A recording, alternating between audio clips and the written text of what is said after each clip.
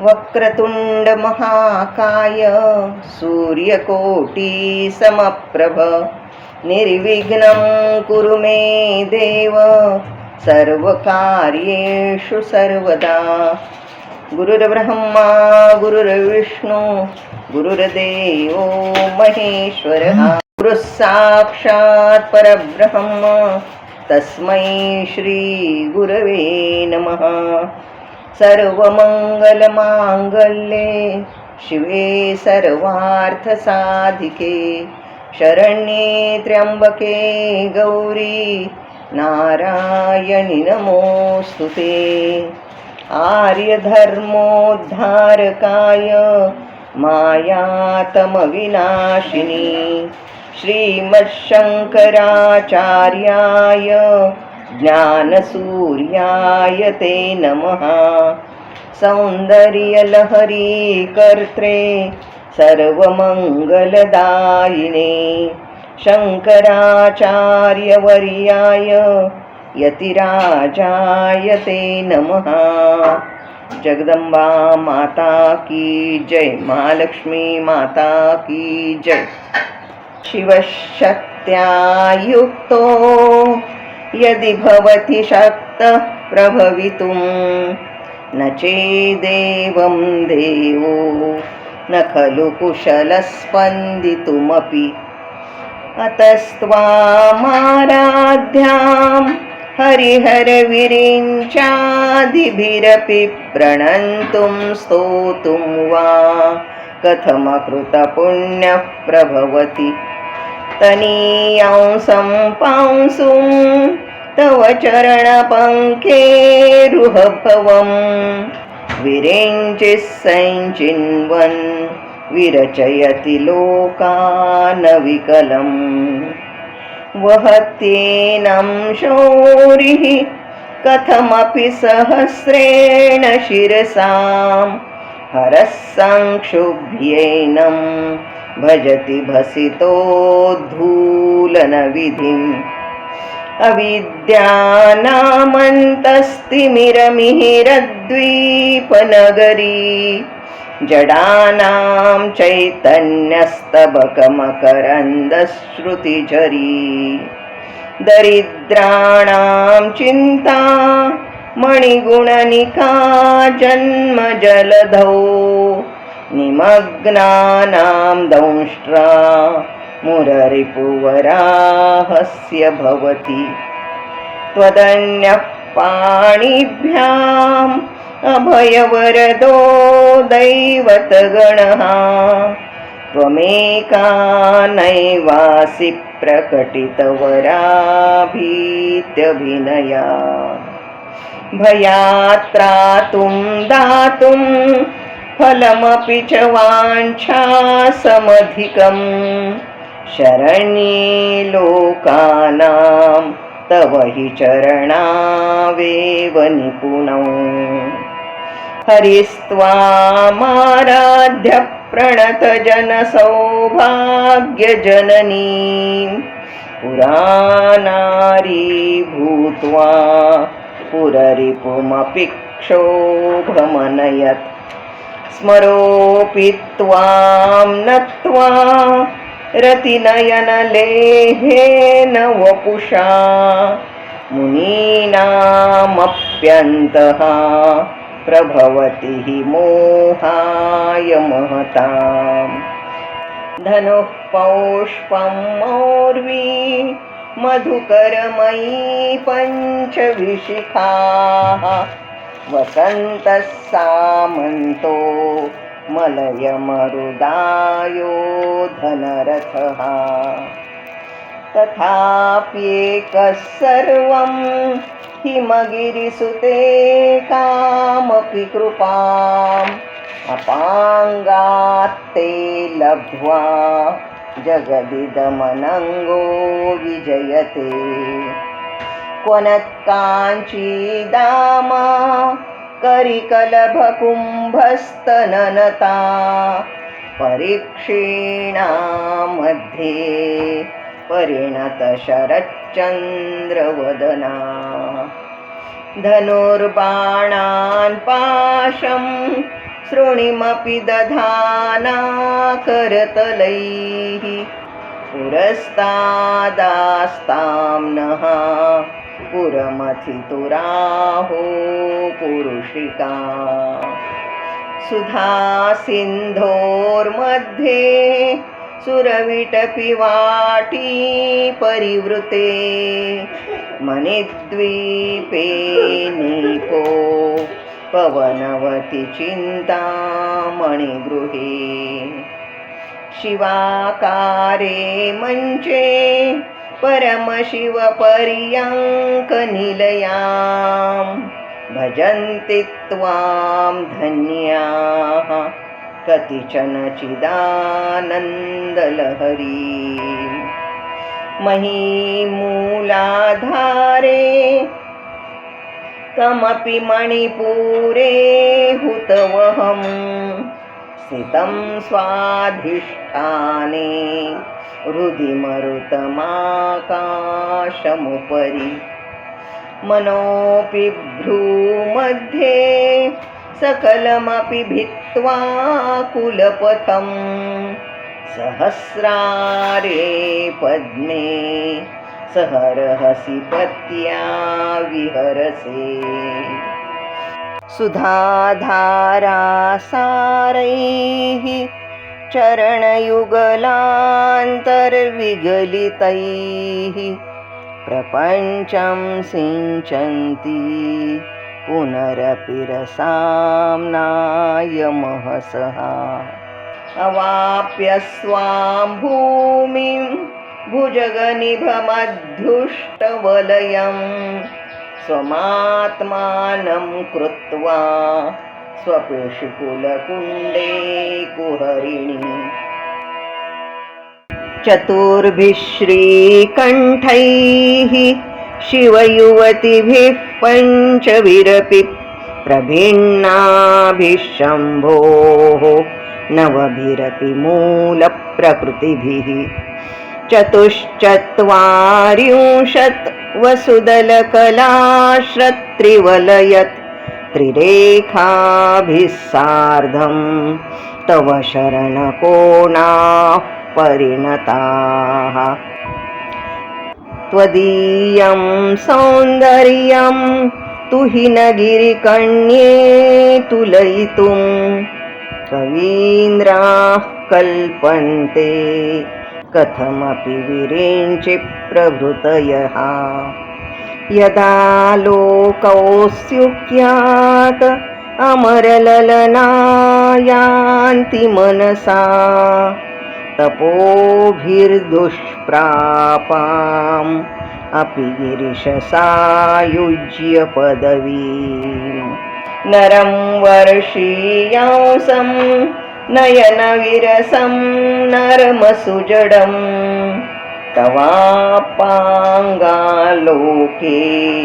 पतितमनुधावन्ति शतशः गलद्वेणीबन्धाः कुचकलशविस्रस्तसिचयाः हठात्त्रुट्यत्काञ्च्यो विगलितदुकूला युवतयः क्षितौ षट्पञ्चाशद् द्विसमधिकपञ्चाशदुदके हुताशे द्वाषष्टिः चतुरधिकपञ्चाशदनिले दिवि द्विषट्त्रिंशत् मनसि च चतुष्षष्टिरिति ये मयूखास्तेषामप्युपरि तव पादाम्बुजयुगम् शरज्योत्स्नाशुद्धां शशियुतजटाजूटमकुटां वरत्रासत्रानस्फटिकघटिका पुस्तककरां सकृन्नत्वा सत्त्वा कथमिव सतां सन्निदधते मधुक्षीरद्राक्षा मधुरिमधुरीणाः पणितयः कवीन्द्राणां चेतः कमलवनबालातपरुचिं भजन्ते ये सन्तः कतिचिदरुणामेव भवति विरिञ्चि प्रेयस्याः तरुणतरशृङ्गारलहरी गभीराभिर्वाग्भिः विदधति सतां रञ्जनममी सवित्रीभिर्वाचां शशिमणिशिलाभङ्गरुचिभिः वशिन्याद्याभिस्त्वां सहजननि सञ्चिन्तयति यः सकर्ता काव्यानां भवति महतां भङ्गिरुचिभिः वचोभिर्वाग्देवी वदनकमलामोदमधुरैः तनुच्छायाभिस्ते तरुणतरनिश्रीसरणिभिः दिवं सर्वामूर्वीम् अरुणिमनिमग्नां स्मरति यः भवन्त्यस्यत्रस्यद् वनहरिणशालीननयनाः सहोर्वश्या वश्याः कति न गीर्वाणगणिकाः मुखं बिन्दुं कृत्वा कुचयुगमधस्तस्य तदधो हरार्धं ध्यायेद्यो हरमहिषिते मन्मथकलाम् स सद्यः संक्षोभं नयति वनिता इत्यतिलघु त्रिलोकीमप्याशु रमयति रविन्दुस्तनयुगाम् किरन्तीमङ्गेभ्यः किरणनिकुरुम्बामृतरसं रुदित्वा माधत्ते हिमकरशिलामूर्तिमिव यः ससर्पाणां दर्पं शमयति शकुन्ताधिप इव ज्वरप्लुष्टान् दृष्ट्या सुखयति सुधाधारसिरया तटिल्लेखा तन्वीं तपनशशिवैश्वानरमयीं निषण्णां षण्णामप्युपरि कमलानां तव कलाम् महापद्माटव्यां मृदितमलमायेन मनसा महान्तः पश्यन्तो दधति परमाह्लादलहरीं भवानि त्वं दासे मयि वितरदृष्टिं सकरुणाम् इति स्तोतुं वाञ्छन् कथयति भवानि त्वमिति यः तदैव त्वं तस्मै दिशसि निजसायुज्यपदवीं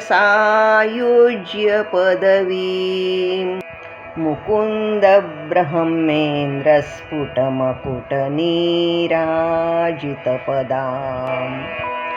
त्वया हृत्वा वामं वपुरपरितृप्तेन मनसा शरीरार्धं शम्भोः अपरमपि शङ्के ऋतमभूत् यदेतत्त्वद्रूपं सकलमरुणाभं त्रिनयनं कुचाभ्यामानम्रं कुटिलशशिचूडालमकुटं जगत्सूते धाता हरिरवति रुद्रः क्षपयते तिरस्कुर्वन्नेतत् स्वमपि वपुरीश्च स्थिरयति सदा पूर्वः सर्वं तदिदमनुगृह्णाति च शिवः तवाज्ञामालम्ब्य क्षणचलितयोर्भ्रूलतिकयोः त्रयाणां देवानां त्रिगुणजनितानां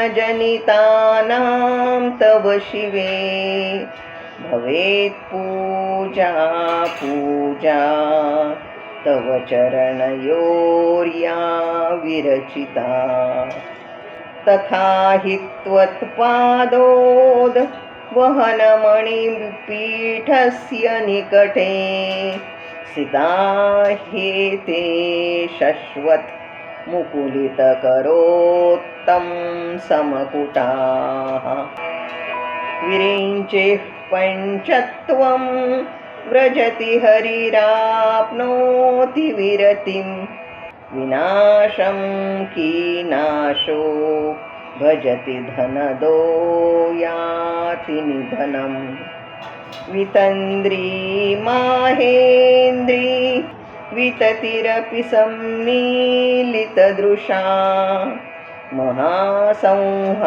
महासंहारेऽस्मिन् विहरति सति त्वत्पतिरसौ जपो जल्पशिल्पं सकलमपि मुद्रा विरचना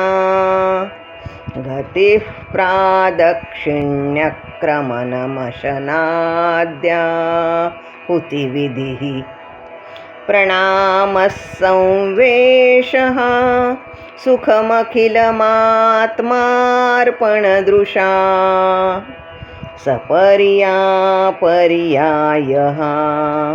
तव भवतु यन्मे विलसितम् सुधामप्यास्वाद्य प्रतिभयजरामृत्युहरिणीं विपद्यन्ते विश्वे विधिशतमखाद्यादिविशदः करालं यत्क्ष्वेलं कबलितवतः कालकलना न शम्भोस्तन्मूलं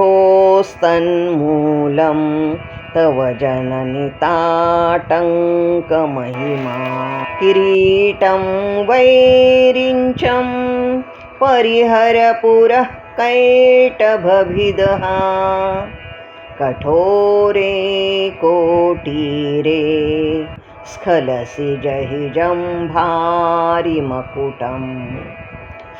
प्रणम्रेष्वेतेषु प्रसभमुपयातस्य भवनं भवस्याभ्युत्थाने तव परिजनोक्तिर्विजयते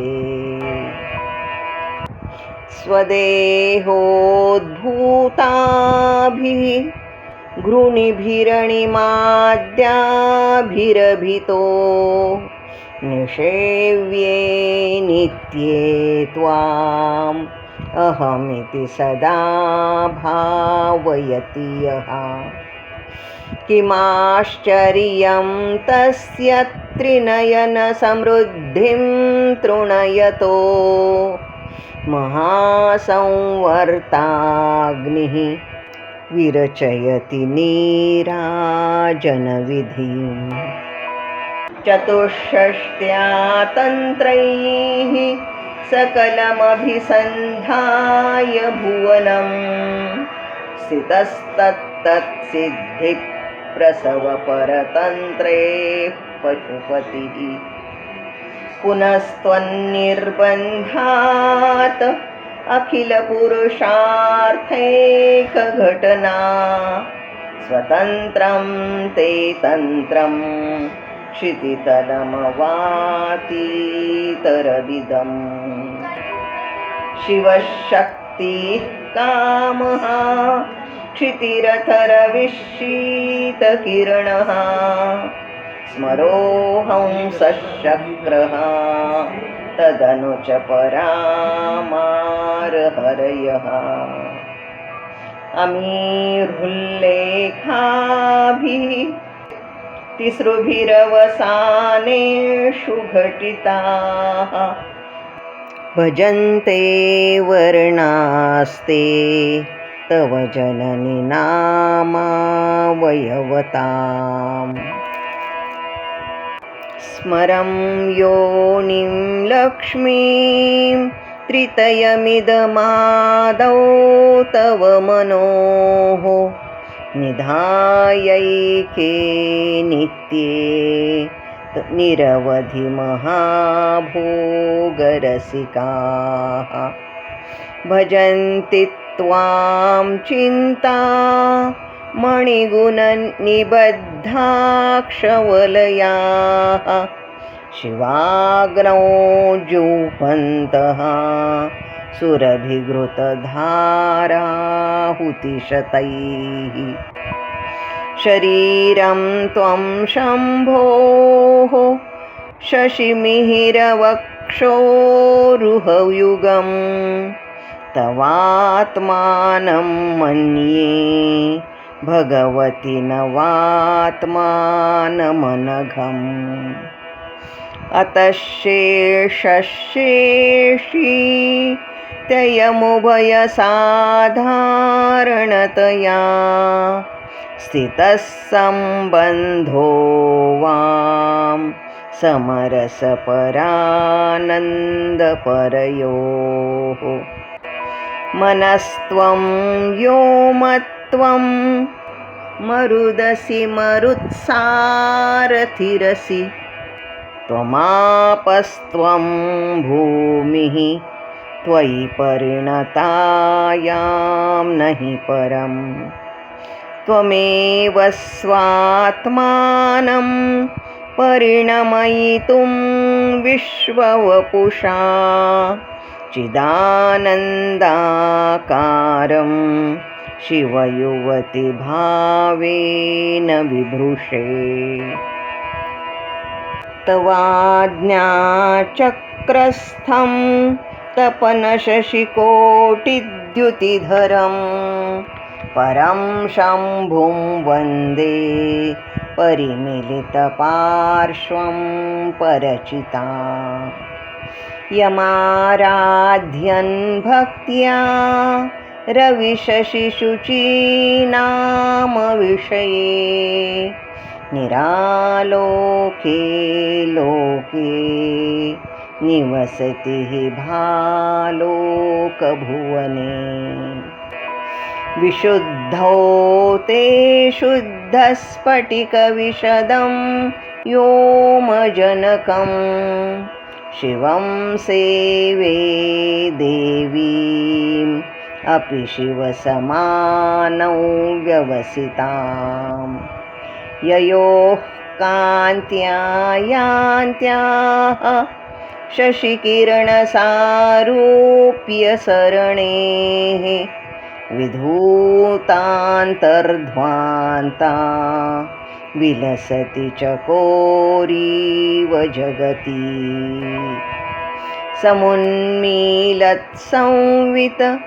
कमलमकरन्दैकरसिकं भजेऽहं सद्वन्द्वं किमपि महतां मानसचरम् यदा लापादष्टा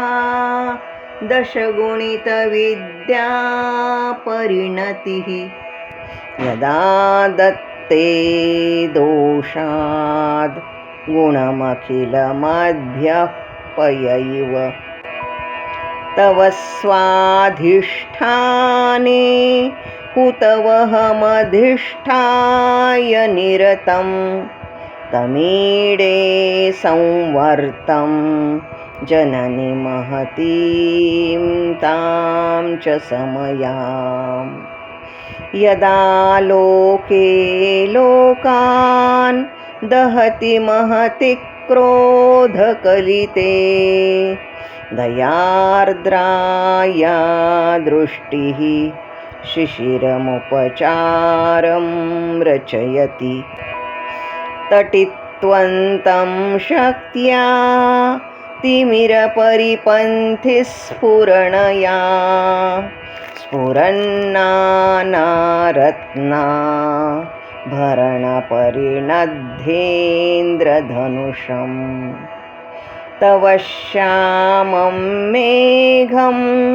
कमपि मणिपूरैकशरणं निषेवे वर्षन्तं हरमिहिरतप्तं त्रिभुवनम् तवाधारे मूले सहसमयया लास्यपरया नवात्मानं मन्ये नवरसमहाताण्डवनटम् उभाभ्यामेताभ्याम् उदयविधिमुद्दिश्य दयया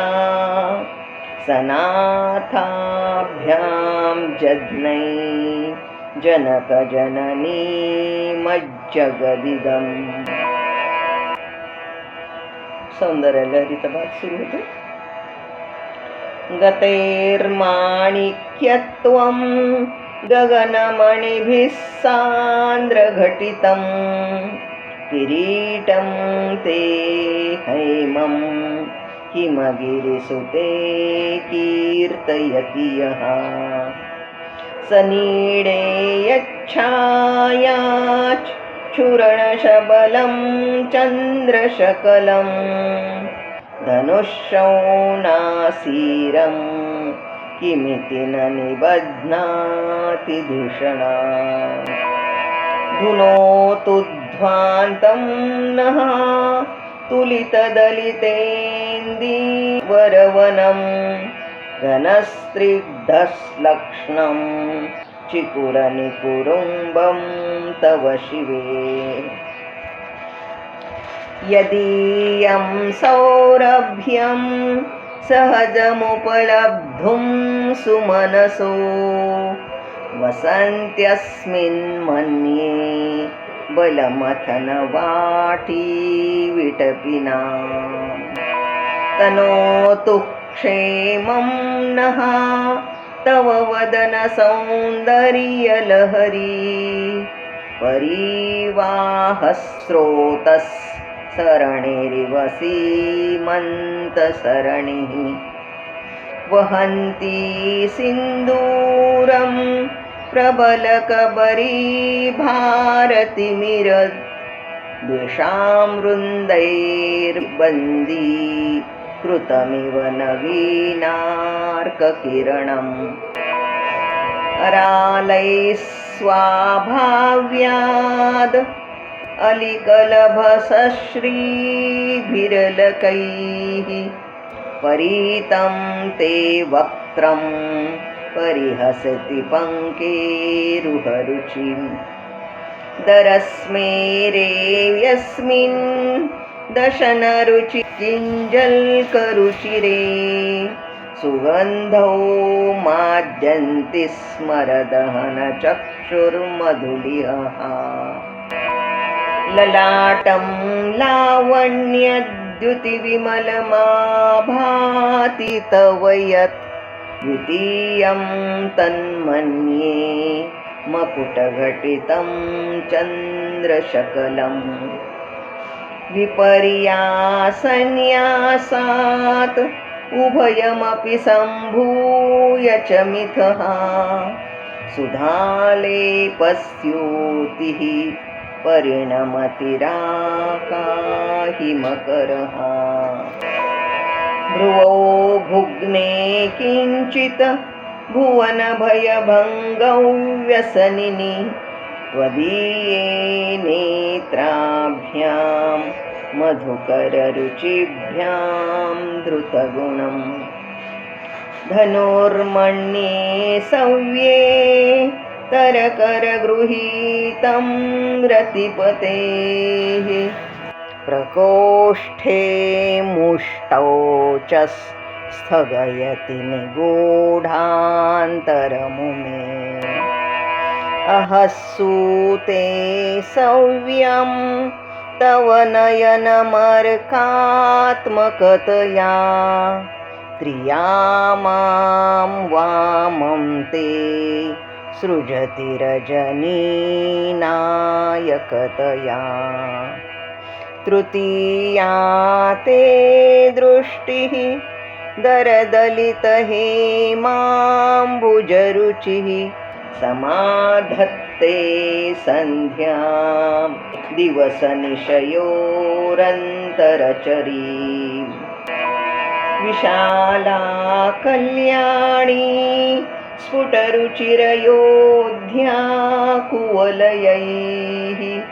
कृपाधारा किमपि मधुरा भोगवतिका अवन्ती दृष्टिस्ते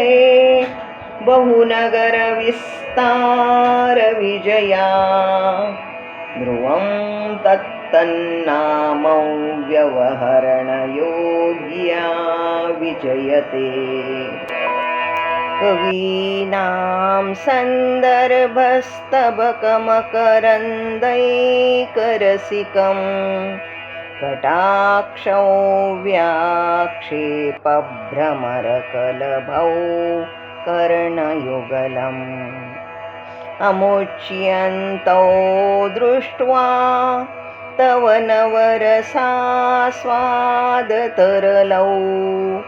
असूया संसर्गात् अलिकनयनं किञ्चिदरुणम् शिवे शृङ्गाराद्रा तदितरजने कुत्सनपरा सरोषा गङ्गायां गिरिशचरिते विस्मयवती हराहिभ्यो भीता सरसिरुहसौभाग्यजयिनी सखीषु स्मेराते मयि जननि दृष्टिः सकरुणा गते कर्णाभ्यर्णं गरुत इव पक्ष्माणि दधति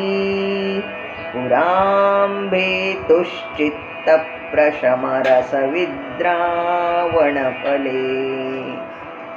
इमे नेत्रे गोत्रा धरपतिकुलोत्तं सकलिके तवाकर्णाकृष्टस्मरक्षरविलासं कलयतः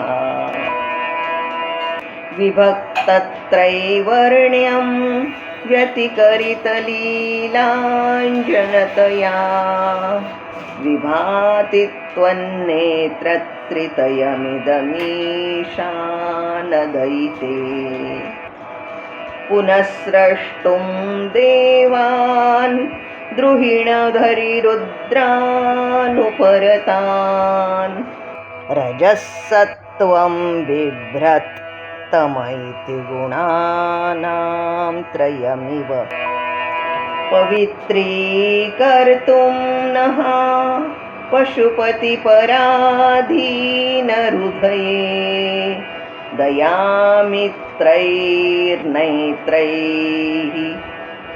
अरुणधवलश्यामरुचिभिः न दशोणो गङ्गा तपनतनयेति ध्रुवममुं त्रयाणां तीर्थानाम् उपनयसि सम्भेदमनघम् निमेषोन्मेषाभ्यां प्रलयमुदयं याति जगति तवेत्याहुः सन्तो धरणिधरराजन्यतनये त्वदुन्मेषाज्जातं जगदिदमशेषं प्रलयतः परित्रातुं शङ्के परिहृतनिमेषास्तव दृशः तवापर्णे कर्णे जपनयनपैशून्यचकिता निलीयन्ते तोये नियतमनिमेषाश्च परिकाः इयञ्च श्रीर्बद्धश्चदपुटकवाटं कुवलयं जहाति प्रत्यूषे निशिच विघटय्य प्रविशति दृशाद्राघी यस्या दरदलितनीलोत्पलरुचा दवीयां संदीनं स्नपय कृपया मामपि शिवे अनेनायं धन्यो भवति न च ते हानिर्यता वने वा हरमे वा समकरनिपातो हिमकरः अरालं ते पाली युगलमगराजन्यतनये न केशामाधत्ते कुसुमशरको दण्डकुतुकम् तिरश्चीनो यत्र श्रवणपथमुल्लङ्घ्य विलसन् अपाङ्गौ व्यासङ्गो दिशति शरसन्धानधिषणाम् स्फुरद्गण्डाभोगप्रतिफलितताटङ्कयुगलं चतुश्चक्रं मन्ये तव मुखमिदं मन्मथरथम् यमारुह्यद्रुह्यत त्यवनिरथमर्केन्दुचरणं महावीरो मारः प्रमथपतये सज्जितवते सरस्वत्या सूक्तिः अमृतलहरी कौशलहरीः पिबन्त्या शर्वाणि श्रवणचुलुकाभ्यामविरलं चमत्कारश्लाघा चलितशिरसः कुण्डलगणो झनत्कारैस्तारैः प्रतिवचनमाचष्टैव ते असौ नासावंशः तुहिनगिरिवंशध्वजपटी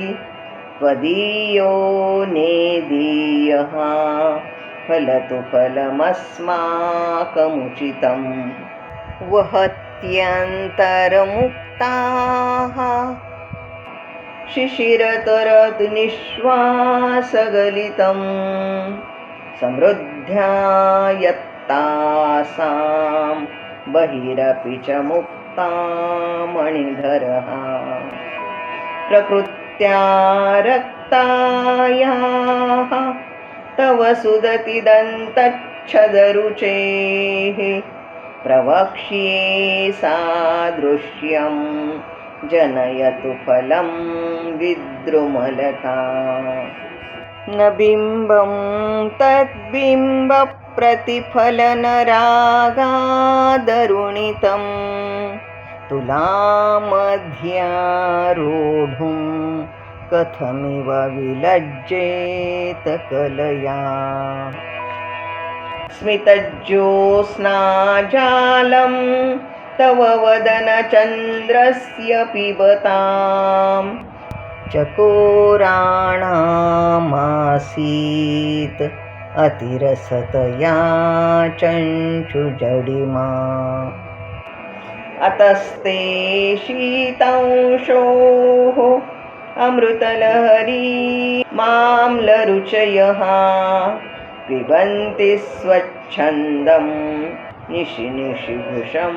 काञ्चिकधिया अविश्रान्तं पत्युः गुणगणकथाम्रेण न जपा जपा पुष्पच्छाया तव जननि जिह्वा जयति सा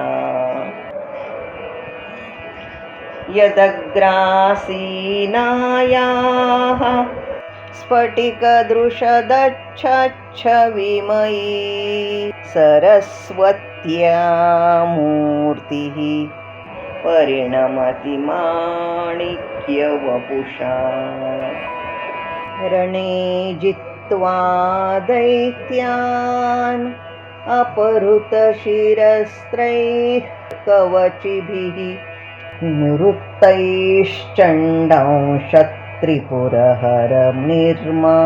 निवृत्तैश्चण्डांशत्रिपुरहरनिर्माल्यविमुखैः विशाखेन्द्रोपेन्द्रैः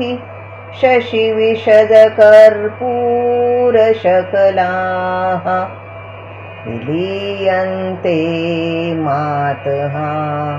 तव वदनताम्बूलकवलाः विपञ्च्या गायन्ति विविधमपदानं पशुपतेः त्वयारब्धे वक्तुं चलितशिरसा साधुवचने तदीयैर्माधुर्यैः अपलपिततन्त्रीकलरवां निजां वीणां वाणी निचुलयति चोलेन निभृतं कराग्रेण स्पृष्टं तुहिनगिरिणा वत्सलतया गिरीशेनोदस्तं मुहुरधरपानाकुलतया करग्राह्यं शम्भोः मुखमकुरवृत्तं गिरिसुते कथंकारं ब्रूमः तव चिबुकमौपम्यरहितं भुजाश्लेषान्नित्यं पुरदमयितुः कण्टकवती तव ग्रीवा धत्ते मुखकमलनालश्रियमियं स्वतः श्वेता काला गरुबहुलजम्बालमलिना मृणालीलालित्यं वहति यदधोहारलतिका गले रेखास्तिस्रो गतिगमकगीतैकनिपुणे विवाहव्यानद्वप्रगुणगुणसङ्ख्या प्रतिभुवः विराजन्ते नाना विधमधुररागाकरभुवां त्रयाणां ग्रामाणां स्थितिनियमसीमानैव ते मृणालीमृद्वीनां तव भुजलतानां च तसॄणां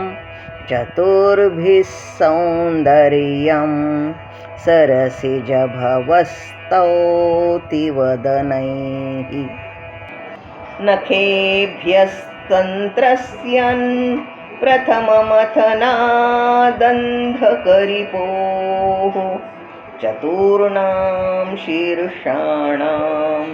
सममभयहस्तार्पणधिया नखानामुद्योतैः नवनलिनरागं विहसतां कराणां ते कान्तिं कथय कथयामः कथमुमे कयाचिद्वा साम्यं भजतु कलया हन्तकमलं यदि क्रीडल्लक्ष्मी चरणतललाक्षारसचणम् समं देवी स्कन्दद्विपवदनपीतं स्तनयुगं तवेदं नः खेदं हरतु सततं प्रस्नुतमुखम् यदालोक्याशङ्का कुलितहृदयो हासजनकः स्वकुम्भो हेरम्बः परिमृशति हस्तेन झटिति अमूते वक्षोजौ अमृतरसमाणिक्यकुतुपौ न सन्देहस्पन्दो नगपतिपताके मनसि नः पिबन्तौ तौ यस्मात् अविदितवधूसङ्गरसिकौ कुमारावद्यापि विरदवदनक्रौञ्चदलनौ वहत्यम्बस्तम्बे रमदनुजकुम्भप्रकृतिभिः समारब्धा मुक्ता मणिभिरमलां हारलतिकां कुचाभोगो बिम्बा धररुचिभिरन्तः शबलितां प्रतापौव्यामिश्रां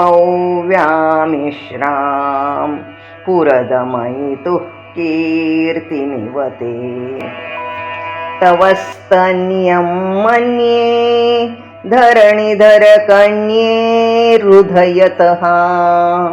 पयः पारावारः परिवहति सारस्वतमिव दयावत्या दत्तं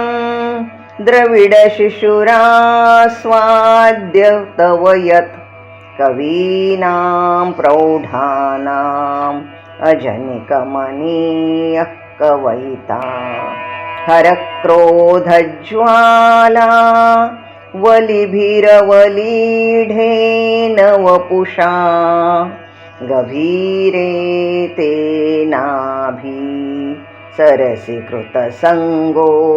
मनसि जहा समुत्तस्थौ तस्मात् अचलतनये धूमलतिका जनस्तां जानीते तव जननि रोमावलिरिति यदेतत्कालिन्दी तनुतरतरङ्गाकृति शिवे कृशे मध्ये किञ्चित् जननि तव यद्भाति सुधियां विमर्दादन्योन्यं कुचकलशयोरन्तरगतं तनुभूतं व्योमप्रविशदिवनाभिं कुहरिणीं स्थिरो गङ्गावर्तः तनमुकुलरोमावलिलता कलावालं कुण्डं कुसुमशरतेजोहुतभुजः रतेर्लीलागारं किमपि तव नाभिर्गिरिसुते बिलद्वारं सिद्धेः गिरिशनयनानां विजयते निसर्गक्षीणस्य स्तनतटभरेण क्लमजुषो नमन्मूर्तेर्नारी तिलकशनकैस्सृट्यत इव चिरन्ते मध्यस्यत् त्रुटिततटिनीतीरतरुणा समावस्थास्तेनो भवतु कुशलं शैलतनये कुचौ सद्यस्विद्यत्तटघटितकूर्पासभिदुरौ कषन्तौ दोर्मूले कनककलशाभौ कलयता तव त्रातुं भङ्गात् अलमितिवलग्नं तनुभुवा त्रिधानद्धं देवी त्रिवलिलवलीवल्लिभिरिव गुरुत्वं विस्तारं क्षितिधरपतिः पार्वतीनिजात् नितम्बादाच्छिद्यत् त्वयि हरणरूपेण निदधे अतस्ते विस्तीर्णो गुरुरयमशेषां वसुमतीं नितम्बप्राग्भारः स्थगयति लघुत्वं नयति च करीन्द्राणां शुण्डान् कनककदलीकाण्डपटलीम् उभाभ्यामूरुभ्याम् उभयमपि निर्जित्य भवति सुवृत्ताभ्यां पत्युः प्रणतिकठिनाभ्यां गिरिसुते विधिज्ञे जानुभ्यां विबुधकरिकुम्भद्वयमसि पराजेतुं रुद्रं द्विगुणशरगर्भौ गिरिसुते निषङ्गौ जङ्घेते विषमविशिखो बाढमकृत यदग्रे दृश्यन्ते दशशरफलाः पादयुगली नखाग्रच्छद्मानः सुरमकुटशानैकनिशिताः श्रुतीनां मूर्धानो दधति तव यौ शेखरतया ममाप्येतौ मातः शिरसि दयया धेहि चरणौ ययोः पाद्यं पाथः पशुपतिजटाजूटतटिनी ययोर्लाक्षा लक्ष्मीः अरुणहरिचूडामणिरुचिः नमो वाकं ब्रूमो नयनरमणीयाय पदयोः तवास्मै द्वन्द्वाय स्फुटरुचिरसालक्तकवते असूयत्यत्यन्तं यदभिहननाय स्पृहयते पशूनामीशानः प्रमदवनकङ्केलितरवे मृषा कृत्वा गोत्रस्खलनमथ वैलक्ष्यनमितं ललाटे भर्तारं चरणकमले ताडयति ते चिरादन्तशल्यं दहनकृतमुन्मूलितवता तुलाकोटिक्वानै किलिकिलितमीशानरिपुणा हिमानी हन्तव्यं हिमगिरिनिवासैकचतुरौ निशायां निद्राणं निशिचरमभागे च विशदौ वरं लक्ष्मीपात्रं श्रियमतिसृजन्तौ समयिनां सरोजं त्वत्पादौ जननि जयतश्चित्रमिह किम् पदं ते कीर्तीनां प्रपदमपदं देवि विपदां कथं नीतं सद्भिः कठिनकमठीकर्परतुलां कथं वा बाहुभ्याम् उपयमनकाले पुरभिदा यदा दायन्यस्तं दृशदिदयमानेन मनसा नखैर्नाकस्त्रीणां करकमलसङ्कोचशशिभिः तरूणां दिव्यानां हसतैव ते चण्डिचरणौ फलानि स्वस्थेभ्यः किसलयकराग्रेण ददतां दरिद्रेभ्यो भद्रां श्रियमनिशमहन्नाय ददतौ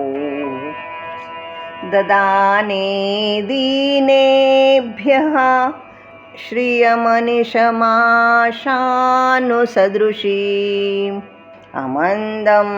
सौन्दर्यप्रकरमकरन्दं विकिरति तवास्मिन् मन्दारस्तबकसुभगे यातु चरणे निमज्जन्मज्जीवः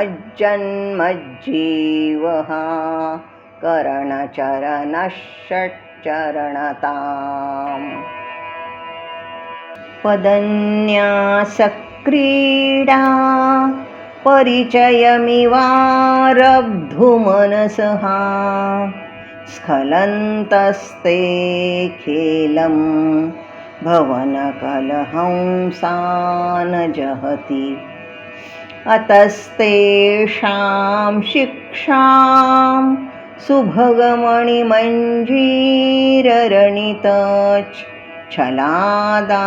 सुभगमणिमञ्जीररणितच्छलादाचक्षाणं चरणकमलं चारुचरिते गतास्ते मञ्चत्वं द्रुहिणहरिरुद्रेश्वरभृतः शिवस्वच्छाया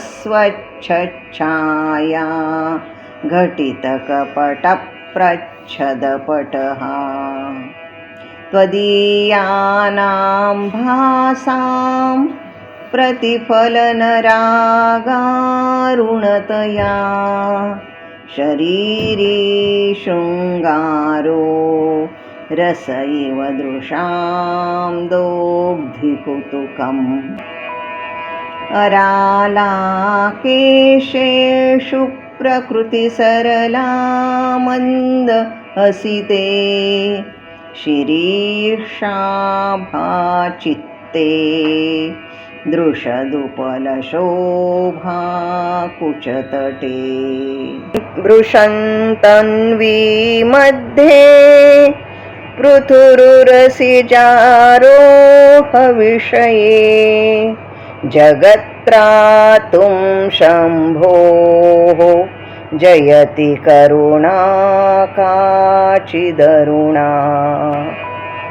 कलङ्कः कस्तूरी रजनिकरबिम्बं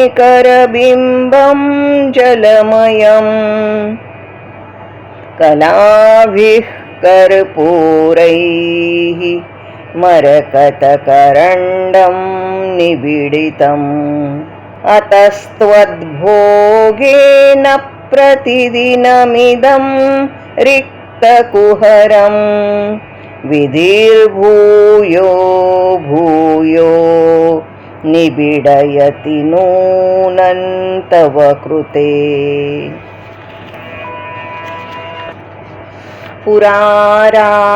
पुरारातेरन्तः पुरमसि ततस्त्वच्चरणयोः सपर्या मर्यादा तरलकरणानामसुलभा तथा ह्येते नीताः शतमखमुखाः सिद्धिमतुलां तव द्वारोपान्तस्थितिभिरणिमाद्याभिरमराः कलत्रं वैधात्रं कति कति भजन्ते न कवयः श्रियो देव्याः को वा